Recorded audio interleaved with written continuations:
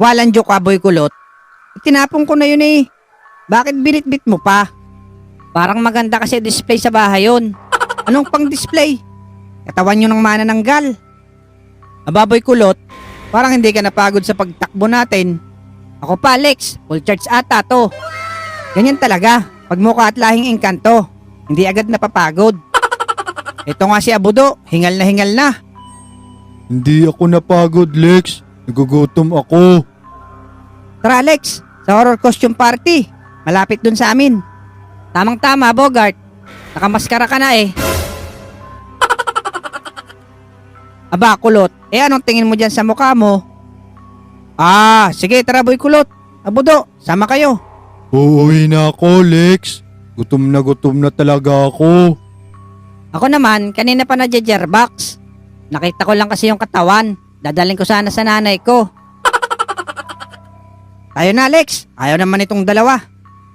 O, paano? Diyan na muna kayo, Abudo.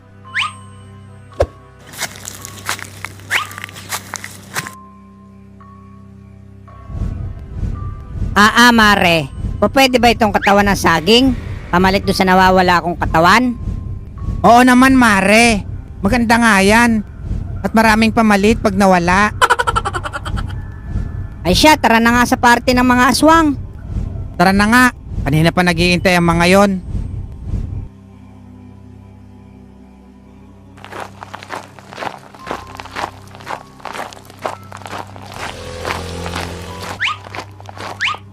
Oy mga bata, saan ang punta nyo? Gabing-gabi na, gala pa ng gala. Diyan lang sa party, Otlug.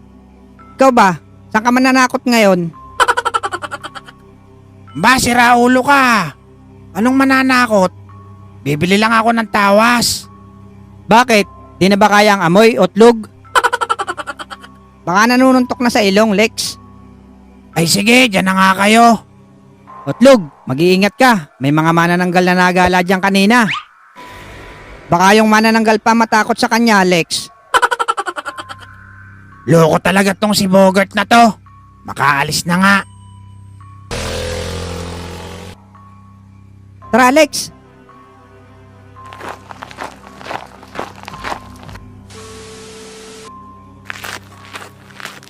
Lex, malaki raw ang premyo pag napili ka sa best horror costume.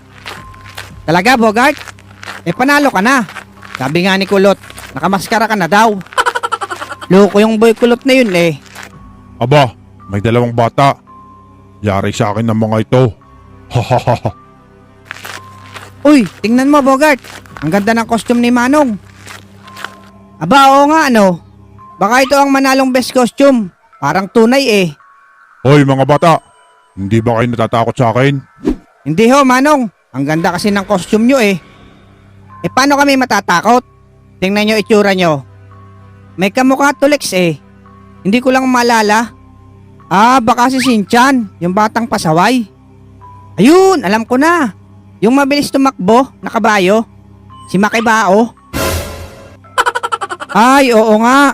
Baka ito ang tatay. Sige, Manong. Kita-kits na lang tayo mamaya doon. Aba, lokong mga bata yun ah. Hindi man lang natakot. Mukha bang nakakatawa itsura ko? Makibao raw. Sino ba yun?